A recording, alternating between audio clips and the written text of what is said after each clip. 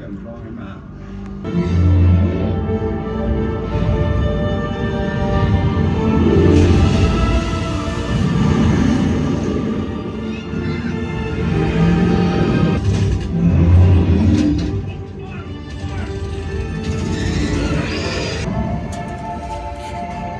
Okay. That was something. Well, if you were to condense the movie in like one sentence, how would you phrase it? It was alright. 3 hours I will never get back. I don't know, water, man, you know? I don't know water, man. Didn't live up to the hype. Okay, so a couple things before I break down this movie, right? I think I can confidently say that the experience I had watching that movie was one of the worst experiences I've ever had in my life. As far as movie viewing experiences, that was pretty much the worst. This probably did play into my overall review of the movie, but I'm gonna try to keep that as separate as possible. This has also been like maybe a month after watching it, and I've had discussions with people about the movie, but I gotta say this. The people that were in the theater when we watched this movie were god-awful viewing. Like, dude, somehow, by luck of the draw, I'm sitting next to 3 people, one of them being a little kid, one being around my age, and one being this old dude.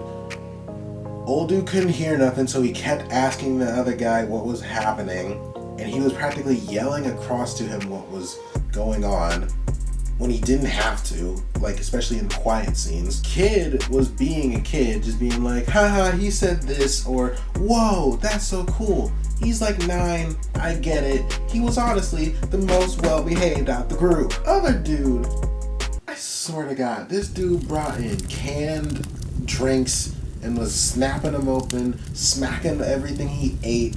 Like, he must have passed by me at least 4 times before the halfway point of the movie. And he answered a phone call during the movie. He didn't leave the room either. He stayed in his seat, answered the phone, and talked loud. Like loud. Dude, I could not believe the people that, oh my God, I just can't even, like, just thinking about it is getting me heated. Even after a while, I was like, yeah, like my sister suggested, like, let's just move, bro. So we did. And then we were closer to these, like, much older people, and this dude could not stop coughing. Like I got bad allergies and my sinuses have been messed up for a while, but I would like hold back or wait till like it's a loud point to like do something so it's not distracting, because that's kind of how you, as a patron at a movie theater, that's kind of what you have to do. This dude was just like dying. I literally thought he was about to like cough out his lungs or something. On top of it being like 3 hours that were kind of unnecessary in terms of movie length, like that was one of the worst experiences that I've had at a theater in a long time. Granted, buying tickets like 2 days before or the night before, not gonna have best seats, but like, holy crap, man, that's just horrible. But anyway, right? This movie. If I am to give one phrase for this, Avatar: Way of Water was mid at best. There's nothing else that's like super captivating about this movie apart of the visuals. The acting is not like astounding, right?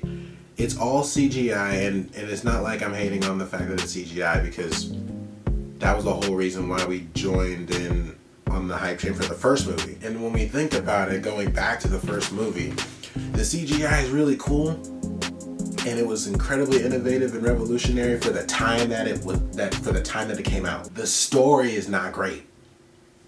It's not amazing. It's like, it's pretty okay.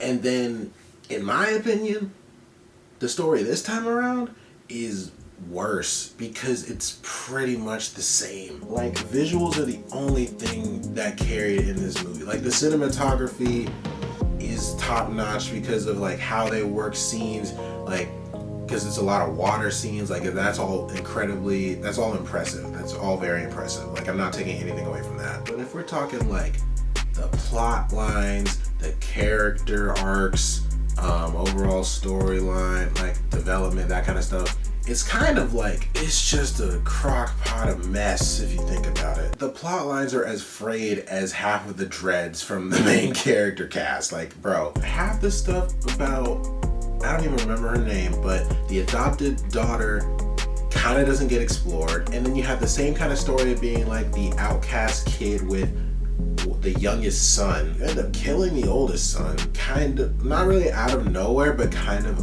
unnecessarily, because it made it seem like Jake, what's his name? Sully or something like that?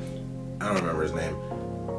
Still hates his young son, and it's like, why are you making him seem like that? That kind of made no sense, even though he ends up saving him. The thing with Spider saving his dad, like, so unnecessary. Like, there was no... If you're gonna bring him back again, I'm gonna hate it, because there is no point in even having him again. Like, the whole story is literally just the same thing, but they sprinkle in a bit of revenge. It's still just humans come to the earth, they take over an area. This time they just burned more stuff, and they're building their city, and they're hunting down these beast things for a valuable element or product or something. And then on top of that, you bring back these same characters who should have been dead, and you just make them avatars now, and they still don't really do nothing. Like, they all just do the same thing, capturing the same people and letting them all go, and then they all end up dying or not dying. Like, bro, well, why? Like, I feel like there's so many other things you could have done. Like I honestly think a conflict between like the multiple, like exploring the multiple races of Pandora, and then having conflict between that, like, there could have been so much more with that as opposed to doing this thing. Because they had a little intermingling conflict between like his kids and the other young people of the water, I don't call them the water tribe, I don't remember their name, but they was just like, but this overshadowed by this really basic plot arc of the bad guys trying to track them down and destroying waterfront villages on their way to him. It's just like, why? Like, why? A lot of the movie just felt like setup for the soon to come like trilogy, or maybe like 4 movies, I don't remember. Like, I was already under the impression that he was gonna do another one, like a 3rd movie and maybe a 4th, but this one was just like, hey, there's gonna be like 2 hours worth of stuff that's just informing you, and then is used nowhere. Like, literally 2 hours worth of the movie is pointless because there's nothing doing in the current story. It's a plot line that leads right and it extends to the 3rd movie.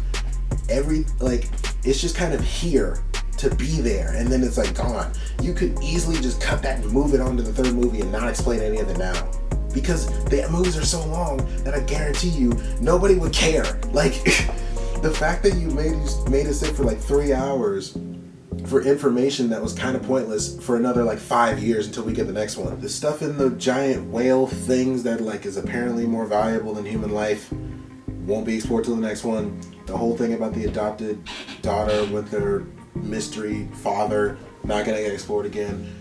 Like, they're gonna bring back this stupid villain who's really like, he's not anything. He really isn't. They overextend his abilities so much. I still don't really understand how the heck these forest type avatars are able to just kind of learn and do what the water people can do, because literally physiologically their bodies are completely different. Like, they don't have fins, they don't have a tail like them.